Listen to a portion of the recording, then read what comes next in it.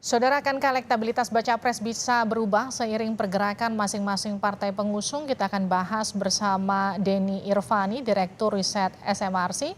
Juga ada Adi Prayitno, Direktur Eksekutif Parameter Politik Indonesia. Mas Denny, Mas Adi, selamat malam. Selamat malam. Selamat malam, Dewi. Saya ke Mas Denny dulu. Mas Denny, ini arti elektabilitas Ganjar tak stabil meski tinggi karena ada faktor margin errornya. Jadi gimana maksudnya membacanya? Ya, terima kasih.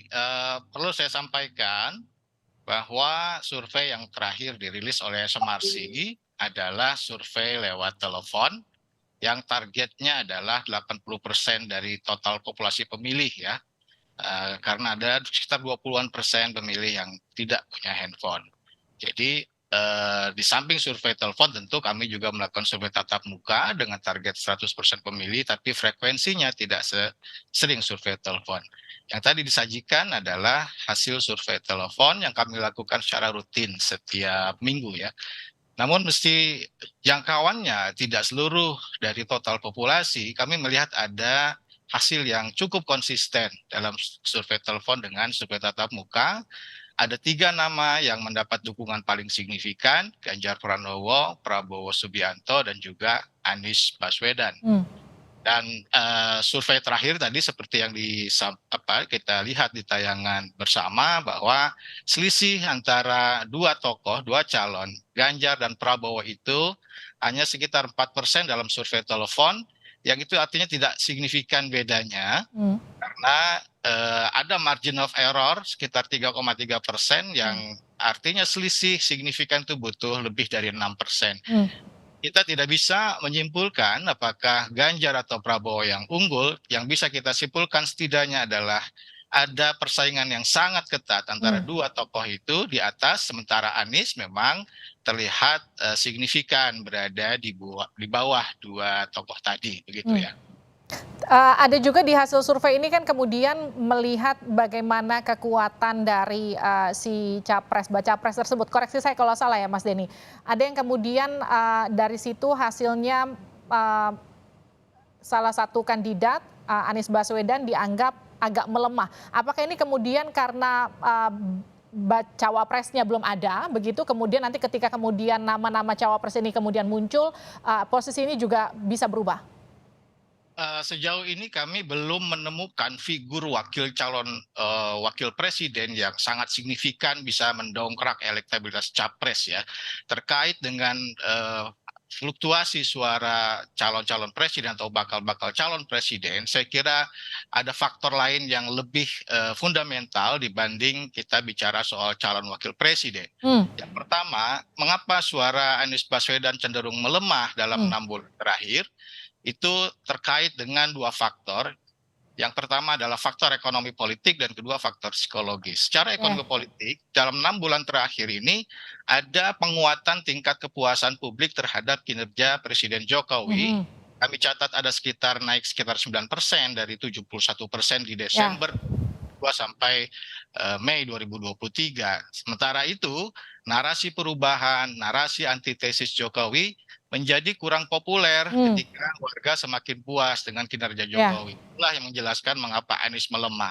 Yang kedua, faktor psikologis, kami juga melihat ada penurunan tingkat likability atau kesukaan kepada figur Anies dalam 6 bulan terakhir. Nah, kemungkinan ini adalah ada terkait ya dengan citra Anies yang relatif kurang dekat dengan posisi pemilih pada umumnya. Dalam spektrum ideologi, dalam kajian kami, kita melihat pemilih kita pada umumnya lebih condong nasionalis. Sedangkan Anies dipersepsikan oleh warga atau pemilih agak ke kanan. Itu satu hal. Yang kedua, kita juga bisa membaca berbagai event-event atau peristiwa-peristiwa politik. Misalnya serangan-serangan politik Anies dan koalisinya ke pemerintahan Jokowi, menurut saya sejauh ini belum terlalu punya dampak yang kuat atau bahkan kurang tepat, gitu ya. Misalnya yang diangkat soal isu pembangunan infrastruktur jalan di era Jokowi, misalnya lebih buruk dibanding era sebelumnya, yang ternyata salah interpretasi data. Misalnya. Nah, itu yang saya kira publik sejauh ini belum melihat ya narasi perubahan yang digadang oleh Anies dan koalisinya menjadi sesuatu yang real yang bisa tepat sasaran kira-kira. Kalau bicara soal infrastruktur, saya kira memang itu adalah keunggulan dari calon presiden yang mengusung tema sebaliknya, yaitu tema keberlanjutan. Saya kira demikian. Ya, Mas Adi, tanggapan Anda? Ya, kalau bicara tentang survei elektabilitas capres, tentu ini sangat tergantung bagaimana suasana politik yang sedang berkembang, up and down. Kalau kita melihat konfigurasi politik secara umum, Prabowo itu memang kuat di tahun 2020 dan tahun 2021.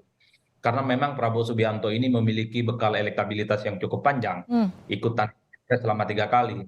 Tapi memasuki tahun 2022, Ganjar mulai melejit dengan berbagai aktivitas politiknya yang cukup luar biasa. Bahkan ketika Ganjar berselisih dengan teman-teman internal PDIP, itu turut menjadi insentif politik elektoral yang kemudian terus mendongkrak elektabilitas Ganjar sepanjang tahun 2022. Cuman memang belakangan Ganjar itu agak sedikit mungkin ya dalam tanda kutip blunder ketika sikapnya yang dianggap menolak timnas Israel itu yang kemudian membuat kenapa Prabowo Subianto yang jaraknya agak jauh di tahun 2022 itu secara perlahan mulai menyalip Ganjar Pranowo karena dua faktor. Pertama, Prabowo ini mendapatkan endorsement yang relatif terbuka dari Jokowi. Jadi itu yang variabel kenapa Prabowo agak sedikit naik. Dan pada saat yang bersamaan Ganjar ini blunder sikap politiknya. Hal ini yang kemudian membuat kenapa selisih antara Ganjar dan Prabowo ini seling salip-salipan, Livi. Tapi faktor yang ketiga sebenarnya Ganjar ini belum terlampau diamplifikasi oleh PDIP dan P3 sebagai kandidat capres yang akan maju di 2020. Mungkin karena posisi Ganjar sebagai gubernur, takut ada konflik of interest, dianggap mengganggu kinerjanya, yang dianggap nanti dikritik sebagai abuse of power dan seterusnya. Makanya tidak dijalankan kalau gerakan politik Ganjar itu cuma Sabtu dan Minggu. Jadi belum terlampau kelihatan maksimal. Belum lagi misalnya belum ada politik yang dibuat secara besar-besaran eventnya oleh P3 sebagai partai pengusung dari Ganjar Pranowo. Ini yang saya kira memang kenapa memang soal kerap salib menyalip elektabilitas capres, terutama Ganjar dan Prabowo ini silih berganti bermunculan survei ya. Tapi bagaimana dengan Anies Baswedan? Karena kalau kita tahu kan ia adalah bacawa pres yang pertama kali kemudian diumumkan ke publik dan juga sudah lebih dulu melakukan safari-safari politik. Apakah memang pergerakan mesin parpolnya masih belum optimal untuk mendongkrak elektabilitas capres ini? Kalau saya sih dua hal. Pertama memang Anies ini agak sedikit telat panas. Dulu ketika diumumkan sebagai kandidat capres dari Nasdem di bulan Oktober, publik berharap ada data-data pembanding yang kemudian disodorkan sebagai tawaran alternatif sebagai sebuah pembaharuan dan perubahan di negara ini. Tapi nyatanya itu tidak terlampau disodorkan.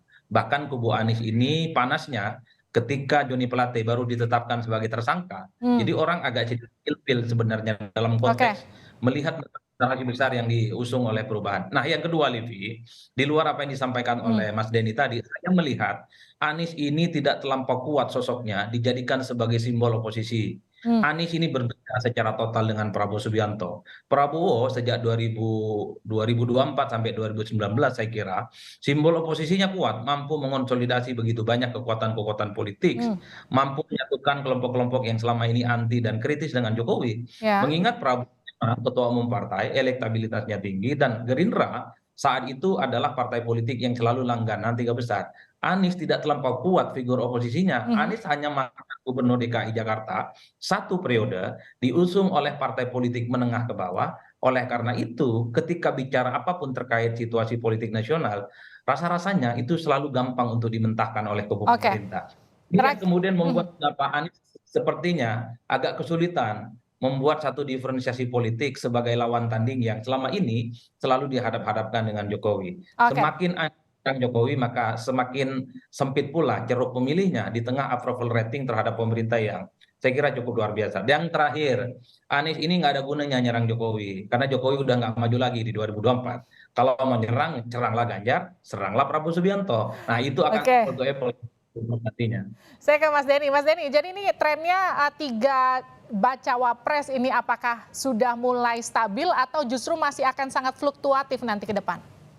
Saya kira masih sangat fluktuatif ya. Kita masih punya waktu 8 atau 9 bulan ke depan sampai pemilihan presiden diadakan. Pengalaman dulu ketika 2014 Pak Jokowi maju sebagai calon presiden, saat itu tidak ada incumbent seperti halnya sekarang, itu juga sangat fluktuatif ya. Ada perubahan bisa sampai 10% lebih dalam waktu 7 atau 8 bulan. Jadi saya kira kita masih akan terus lihat pacuan kuda ini sampai 8 bulan ke depannya.